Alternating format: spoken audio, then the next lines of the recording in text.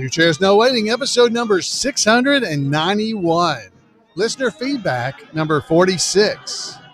Two Chairs No Waiting is brought to you each week by the folks over at weaversdepartmentstore.com. Yes, it's a real store. Go over to weaversdepartmentstore.com and check out some of the things there. They've got the Mayberry Man DVD. That's right, the movie that came out in the 2021.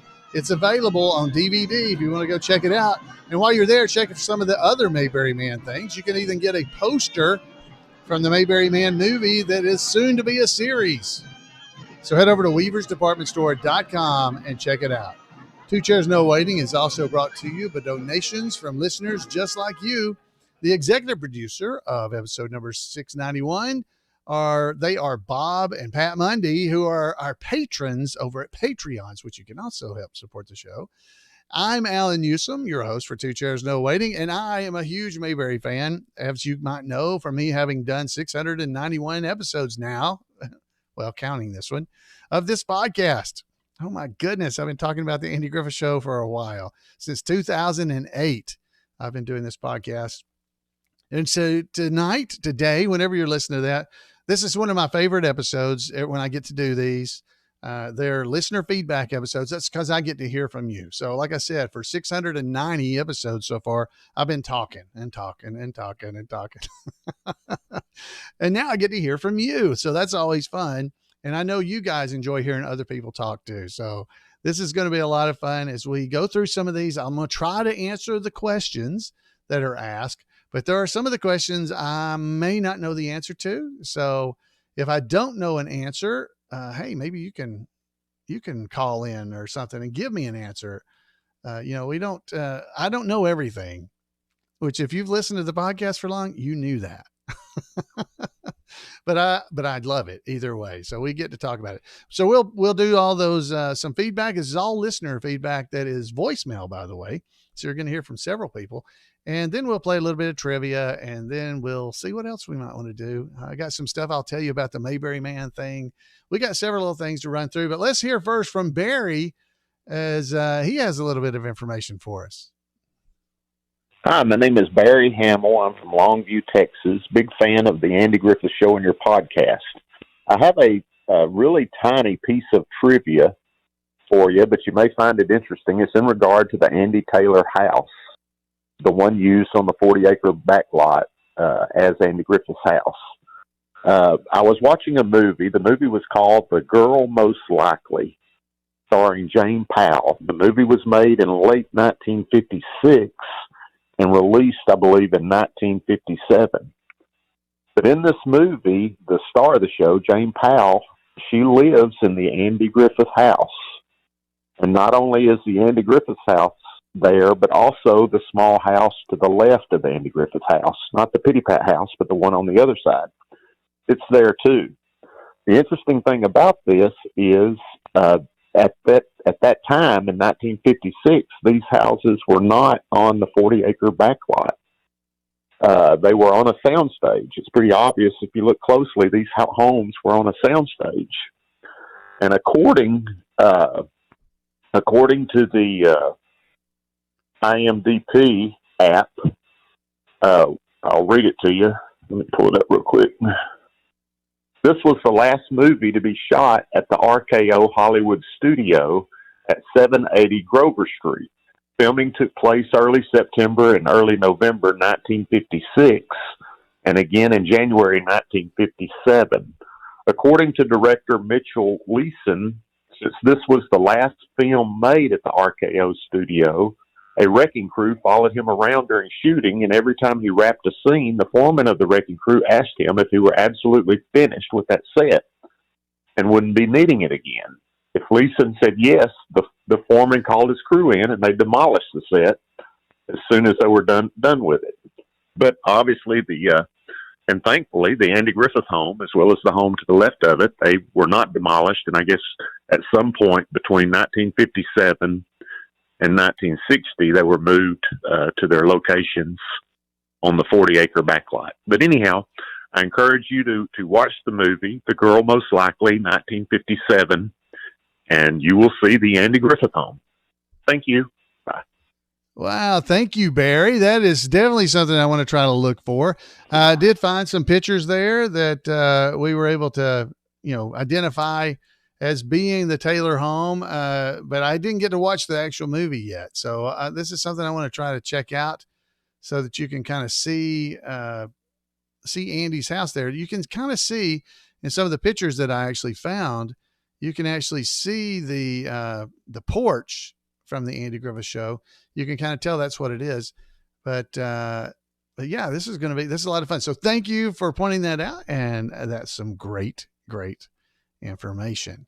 So that's why I like to hear from you guys. You guys find all kinds of cool stuff that I don't know about. So here we're going to hear from Fred because I think he has a question. First of all, I want to say that I do enjoy the program. It's great entertainment, and overall, it's a good thing to have. Quickly, I'm interested in finding out if there is a compilation, a CD that contains a compilation of the music of the Mayberry program of the Andy Griffith Show by Mr. Earl Hagen, and I've seen it somewhere, but I don't know if it's out of print because I try to Google it to find out, and I can't. So maybe you can, let us know or somehow so that we can purchase it. If it's in the Weaver's department store, to be advertised there, because it's really, Earl Hagen is one of my favorite composers, and he did a great job at the Andy Griffith Show. So anyway, my name is Fred, and I hope we continue this because it's a worthwhile program and very entertaining.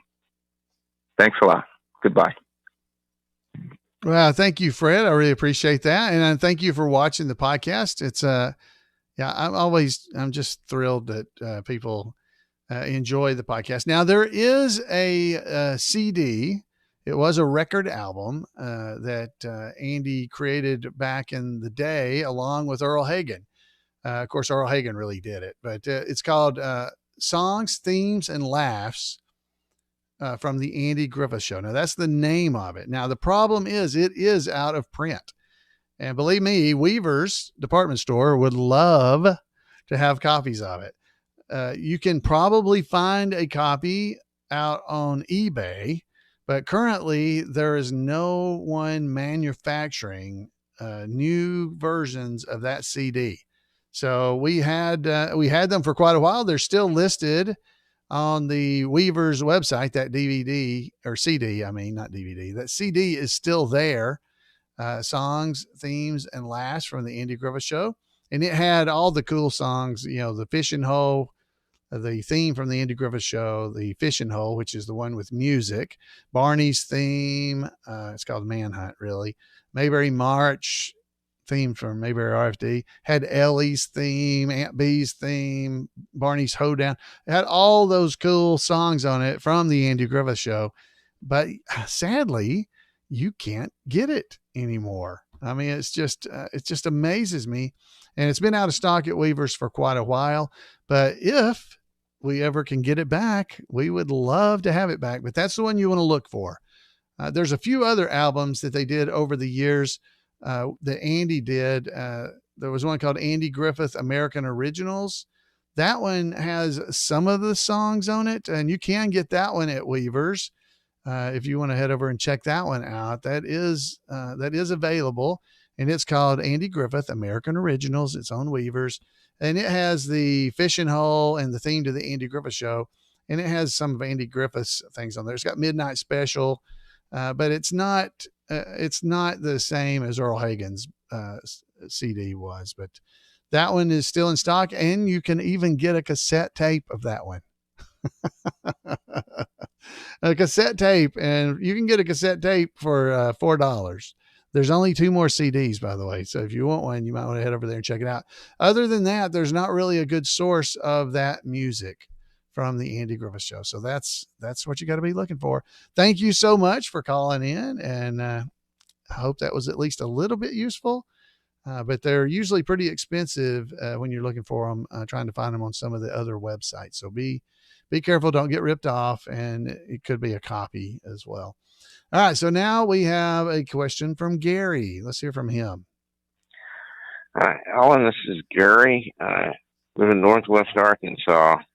Say hi, and wanted to tell you what a good job I think you do, and have a question that I've never heard of anyone posing before.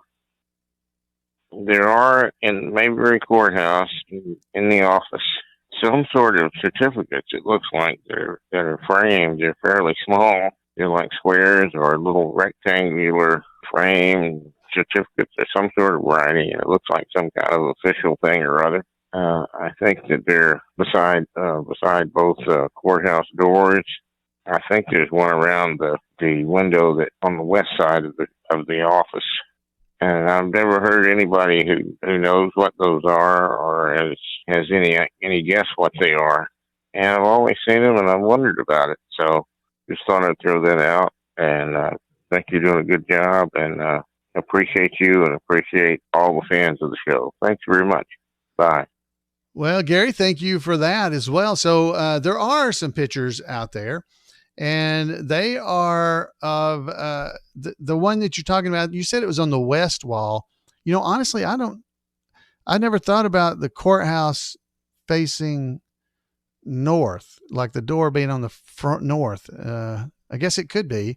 I've never thought about that. So where he's talking about, though, is it's in the corner. When you come in the door, if you're coming into the courthouse, it'll be over to the right, you know, where the chairs are that you can sit in for, like, I don't know, for a jury or whatever that's for maybe the justice of the peace hearings. Over there to that side, there is a picture of a framed of some kind that has a American flag on it. And we think but we do not know for sure that is a Pledge of Allegiance.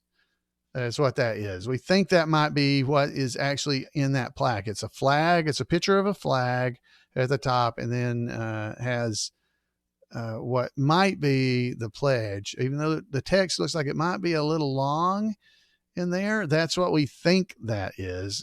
Jim Clark, I talked to him about it. I felt like at some point somebody actually found this that was actually hung in government offices back in those days, and that's might be what it is.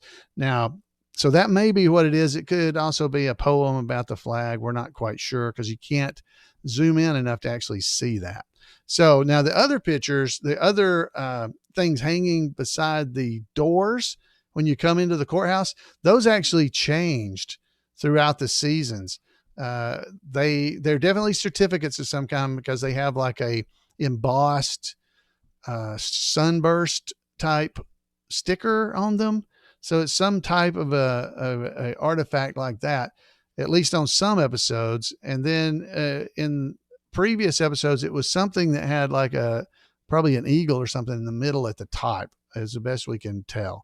But it changed throughout the series, and they had slightly different things back there. So it's really hard to tell exactly what it is that's back there. But it does have an eagle. It could be a Declaration of Independence type thing or something, but we just don't know. Do not know exactly what that is. And I did ask around a bit to try to determine if anybody might know what those are, because you do see them in different episodes. Both the ones that have the plaque on it. You can just check it out, guys. You can look at those yourself, but we don't know exactly what they are. But there's definitely something on the wall behind them. We do think the one with the flag on it is probably the Pledge of Allegiance, but could be wrong. But that's what we think. All right. So thanks, Gary, for that call. And hopefully that helped a little bit. If any of you guys know exactly what those are, I'd love to hear from you. You can either call in at 888-684-8415. Is that right? 888-684. Yeah. Okay. Yeah. If I don't say it at the right time of the show, I don't know if I can say the actual phone number. But yeah, you can definitely give me a call and let me know that is the right number. So you can give me a call and let me know what those really are. All right. So here is this is just a good one from Grant. I wanted you to hear this. This is a great voicemail. A great parent is calling in to give us a report. So Grant. Hey, Alan, this is Grant calling from Madison, Alabama. Used to live in Huntsville. Called you into the podcast before. Moved a little bit down, but still enjoy listening to your podcast every week. Hey, I had a fun, proud parent moment to share. As you know, we have the Rocket City Trash Pandas minor league baseball team in town. And the other night we were at a game sitting on the berm, like the hillside section where you can just lay a blanket down. And you know how they play little snippets of sounds and songs in between batters and stuff. For some reason, they played the Andy Griffith theme. And so all these kids are running around, going crazy, having fun. And my 6-year-old son, Jackson, he was the only kid among the crowd he turned around when he heard the music and yelled back up at us, "Hey, Mom, it's Andy Griffith." So we were proud parents, and we could see that some other adults kind of looking at him being impressed. So he's watched some of the show, and we look forward to just continuing to show it to him when he has the attention to watch it. He does enjoy it. So just had a proud parent moment there. Thought would be fun to share. All right. Thanks. Bye. Wow. Thank you for that call. You should be a proud parent. That is great. You're raising your children correctly, your child correctly. That's great that he was the only one that the other kids, let's be fair, they may have known what it was, but they didn't yell it out. So him yelling it, that is great. I love that. So thanks so much for calling in. And yes, he's right here in the Huntsville area. Madison is just, I could throw a rock nearly and hit it. Well, I couldn't throw a rock that far, but it's not that far from us. All right. So next up, we're going to hear from Paul Mulick, our trivia expert. So let's hear what he's got to say. Hey, Alan, it's Paul Mulick calling in again from Missouri. Wanted to thank you for that wonderful tribute you did for Maggie Peterson. She was a great lady. I met her a number of times. As part of that, you read a message that you got from Jackie Joseph where she mentioned that she and Maggie had sung a duet where both of them played Ado Annie singing the song I Can't Say No. Let me clarify this. Ado Annie is a character in the musical Oklahoma, and you heard Maggie say in your interview that Charlene liked men. Well, you could say that about Ado Annie too, and that's what the song was about. Now here's something that Spirit Walker will appreciate. In the movie version of Oklahoma, Ado Annie's boyfriend, who's a character named Will Parker, was played by Gene Nelson, and later Gene Nelson directed some episodes of the Andy Griffith Show. Just thought some of your listeners might find that interesting. 10-4, over and out. Bye.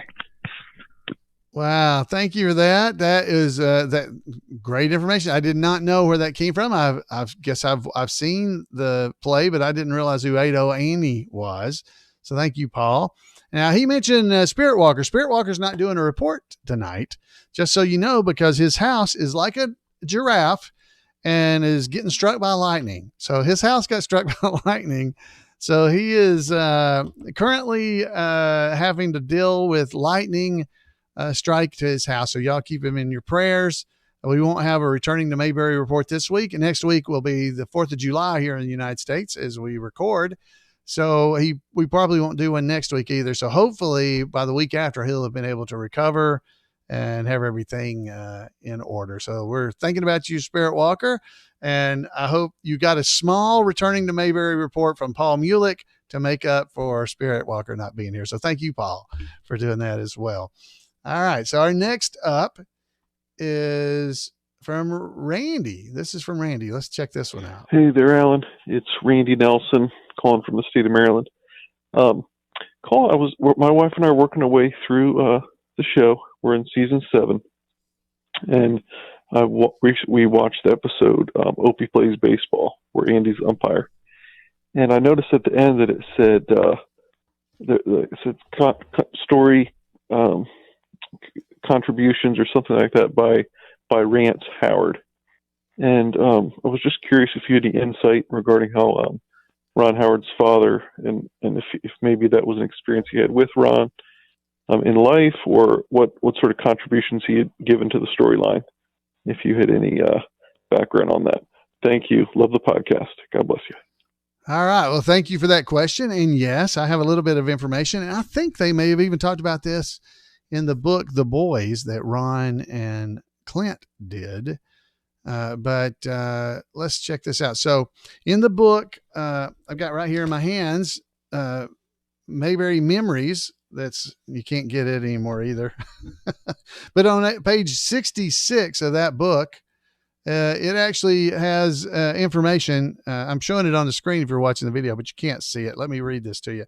It says Ron Howard talks about his favorite episode. It's called The Ball Game is the name of that episode. And it's called The Ball Game was the closest thing to a real autobiography that I've experienced on the Andy Griffith Show, because I didn't live in a small town like Opie did, like Mayberry. He didn't live there. He said, I didn't have the run of the town. I was growing up in a city. It was a much different way of life. Life around Mayberry was kind of idyllic. And so, that's what Ron's saying. There were certain moments and scenes that I could relate to, but was pretty much another world. But another world with the Ball Game episode, it was drawn from experiences I had with my dad. And I was proud of him that he wrote the experience up and sold it to the show, and that they were making an episode. Plus, I got to play baseball that day when they were filming. So all the things converged to make me really happy, a really happy memory for me. So that's what he says in that book. Now, there's another book that I tried to look this up with, because I was trying to get you guys information and answer this question the best I could. It's called The Definitive Andy Griffith Show Reference, which you can still get at Weaver's. Head over to Weaver's and check it out. It's a really good book, by the way, for information about the Andy Griffith Show. It's almost like a textbook. Okay. So as part of this part of the report, this is what they say in here. This story was written by Ron and Clint Howard's father, Rance. Rance Howard appeared in numerous episodes of the Andy Griffith Show, but this was the only episode that he wrote.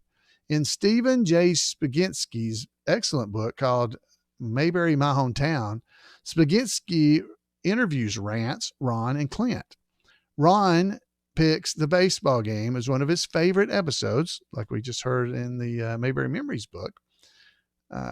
Rance swears that the story is based on an actual incident in which he umpired a softball game at Ron's birthday party. So it's somewhat a real story. And I've heard this before, that he called Ron out on the episode, or not the episode, well, on the episode, but in that particular episode, he called him out. Now there's a podcast episode. I don't remember if I did this. I don't know if I have it noted here, but there is a podcast episode I did a long time ago. Oh, I know. It was He Out. Well, I found it. It's episode number 276 of Two Chairs No Waiting. You might want to go and check out. That particular episode is all about that episode of the Andy Griffith Show, The Ball Game. And in it, I don't know if I did a video version. Yeah, there's a video version. I showed pictures. Let's see if I can pull them up too. I showed pictures of the incident. Which is what I'll call it, the incident. Where you can see Opie coming into the home plate and Andy calls him out. You can see whether he's out or not, you can see it. But you can see in the photograph that Helen took, he's not out. The boy didn't tag him. But the problem is, if you look on the actual video version of the show, when it actually occurred, I think he tagged him. But the shot that Helen took, he was definitely out. So go and check that episode out. It's number 200 and did I say 276? I think 276 of the podcast back in 2014, but you can get more information about it there as well. So it's called Was He Out is the name of it. So I had fun playing with that particular episode. Thank you again, Randy, for calling in with that question and reminding me of some of these things. So that's episode 276. Was He Out? You can go to you go to twochairsnowaiting.com and you can search up in the corner there. There's a search location. You can search and find that, or just do an episode list and look for episode 276. Probably if you just type 276 into that search, it'll find it for you. All right. If you care. All right. Next up, we got Ryan. And this is just a report that I thought was pretty interesting. Probably not something most of us Mayberry folks are going to see, but it does show you the connection that Mayberry has had with so many people. So let's check this out. Hey, Alan, it's Ryan Foster calling again from Austin, Texas. I've been meaning to call, but I've had nothing to talk about until now. I just remembered something from a video game I played earlier this year. The game's called Wasteland 2. It's about a post-apocalyptic United States, and you control a group of desert rangers. And the game, it's also pretty much the opposite of Mayberry. It's very violent. There's a lot of swearing and, well, a lot of other bad stuff in it. So not for your average Andy Griffith Show fan, I don't think. But there was a town that you go to in the game, and you go to the jailhouse, and you find a group of citizens and a deputy and a sheriff all locked up in a jail cell. I thought, oh yeah, that's pretty funny. I opened them up, went in there and talked to them, and they gave you the password to a safe with some equipment in it. And the password to that safe was Mayberry. And then the connection there clicked, you know, that it's supposed to be Andy and Barney and some citizens locked in the cell, which I thought was fantastic. But then earlier today, as I was just researching it again to get my facts straight, I read that the town was actually called Knottsburg, which is obviously a reference to Don Knotts. So that's pretty fantastic. There's a whole bunch of other references in that game, and I think some more Andy Griffith references, but I haven't seen them all. Anyway, I just thought I'd share that. I might call again with a couple other things, maybe next week. So, yeah, thanks for doing the show, and have a good one. Bye. Wow, thank you for calling in with that. That's great. Now, if you might have noticed, Ryan does not, he's from somewhere else. Thanks for calling in. What a great thing. So it's a video game called Wasteland 2. And I looked it up, and there's a safe that he's talking about. The code, and I tried to look up because there is a safe, a code you got to type in. It's actually 62923779. That's the code. That's the numbers you have to punch in. And I don't know. I tried to kind of figure out what that might be that might have anything to do with actually Andy Griffith Show, but the code to the safe is Mayberry. So that's what those letters are. I'm sure that's on a phone, right? Mayberry. So 629-23779. That's Mayberry. So I assume that's the numbers on a telephone, right? Let's see. I didn't look at that, but I think so. So 6. Yep. That's what it is. So that's the code's Mayberry for that number. So I tried to figure out too if there was anything else related. I couldn't really find anything, but I thought it was cool that it was Knottsburg, also a nod to Don Knotts. It's Knott, Knottburg. It's not got an S on it, but it's Knottburg. I can't say Knottburg because I'm too used to saying Knotts. So yeah, that's it. And evidently it may be also in Wasteland 3. So you may end up having to go back there. It's an infected village in Arizona. Oh my goodness. I wonder if my son's played that. I have to check that out. So Ryan, thanks for calling in. And we have one final little piece of voicemail. So let's hear from Tim as we hear from this. Hey there, Mr. Floyd. My name's Tim Martin Sr. Live in South Royalton, Vermont. The same state as your favorite president there, old Calvin Coolidge. Yeah, just wanted to say, really enjoy your podcast. Looking forward to watching it tonight, as usual, on Mondays. Also like your background. you got going there with all your memorabilia. But I think your little Leon character, he needs a sandwich. Okay, take care. Keep up the shows. I really enjoy them. See ya.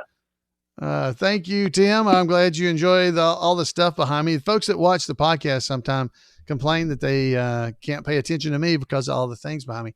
And he talked about Leon. There is a sandwich just over my right shoulder on the shelf. There is a sandwich there, and it's signed by. There is now. I don't let Leon hold it. Our little Leon over in the corner. Where is he? I don't even know where he is. I'm not sure. He moves around sometimes.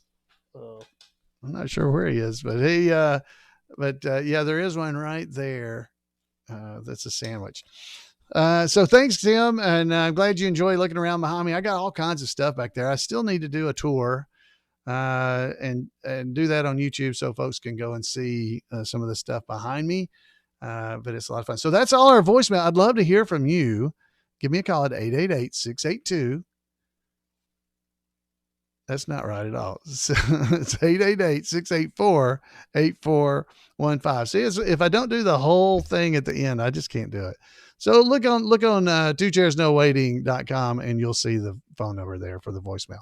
All right, guys. So I want to give you just a little bit of a rundown. Then we'll play some trivia. Okay. We had a great weekend this past weekend in Tuscaloosa, Alabama.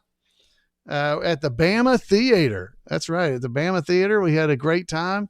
We had a whole crew of folks there. Tribute artists were there to be a part of the showing of the Mayberry Man movie there in Tuscaloosa. It was a really, really good time for all of us. We did some live shots from there, just to kind of try to draw more crowd there, because the proceeds for the event were going to Eagles Wings of Tuscaloosa. Now you can check them out at Eagles Wings of Tuscaloosa, search for them on Google.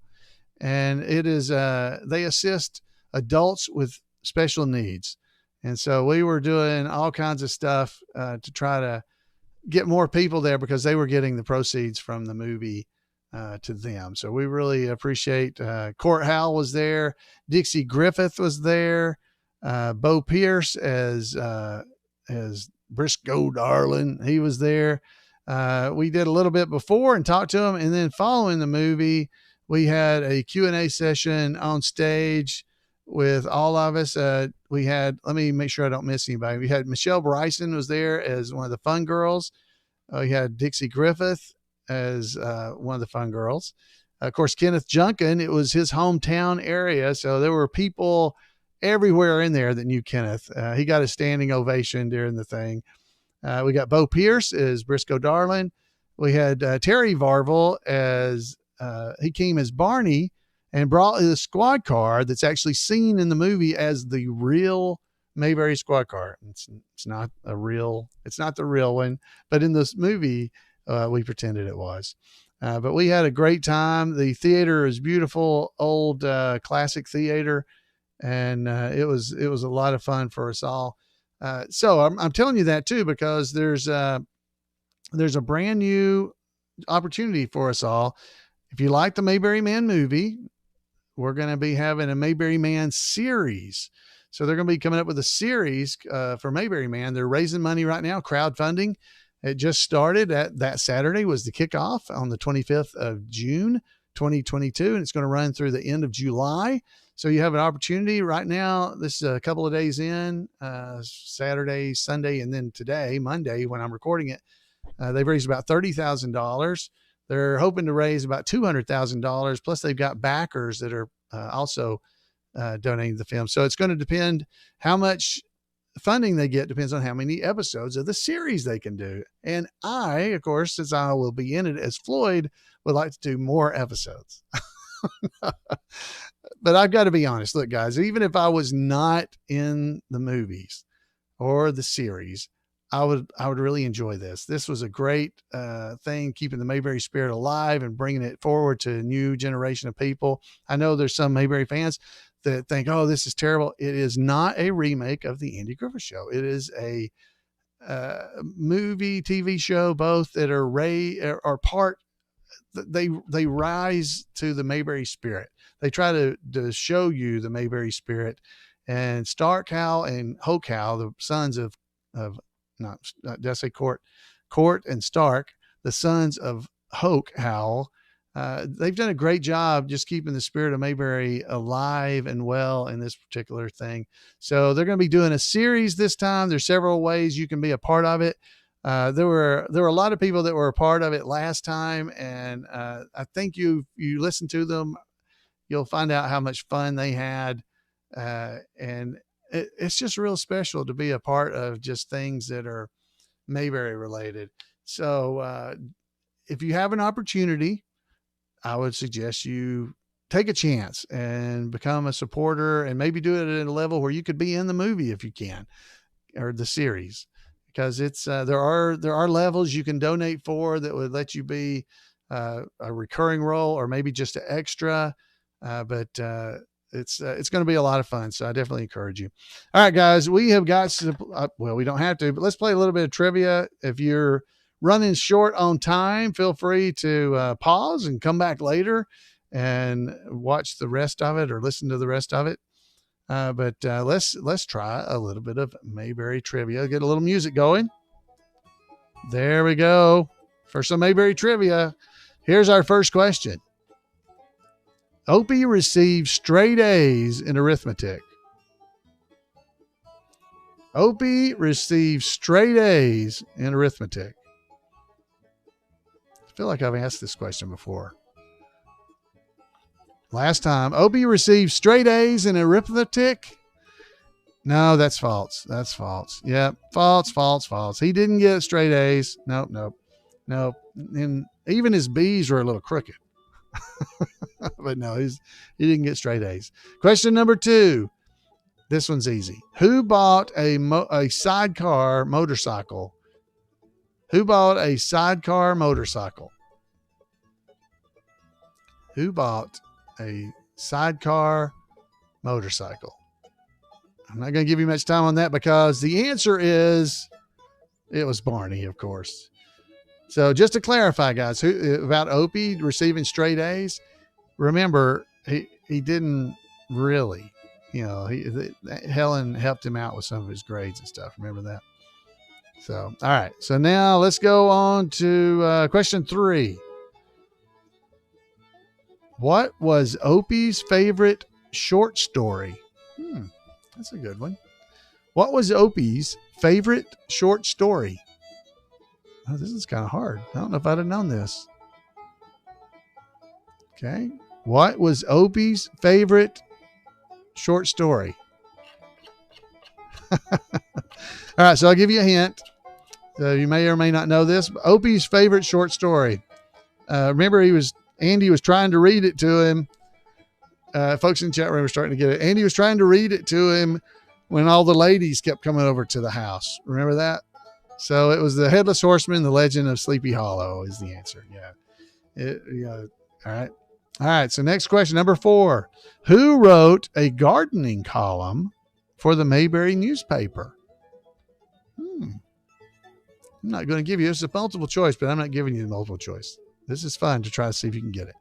Who wrote a gardening column for the Mayberry newspaper? And I don't know if I could have remembered this. Okay, I'm checking our chat room, see how they're doing. They're a little delayed, so maybe that's helping us all. Who wrote a gardening column for the Mayberry newspaper? I see a lot of answers coming in. So here's the multiple choice I'll give you just to be sure. So was it Howard, Aunt B, Clara, or Floyd? The answer is Howard. Several people in the chat room got it right, even though they had question marks beside the name. They weren't sure. Howard is what they were saying. But good job, ladies and gentlemen in the chat room. Hope you got it too. Let's do a few more here. Barney bought a car from Mrs. Lesh. True or false? Barney bought a car from Mrs. Lesh. True or false? That one's too easy. So here you go. Barney bought a car from Mrs. Lesh. That is true. That is true. Yeah, you got it. All right. So in that same vein, what was the first name of Mrs. Lesh's dear departed husband? What was the first name of Mrs. Lesh's departed husband?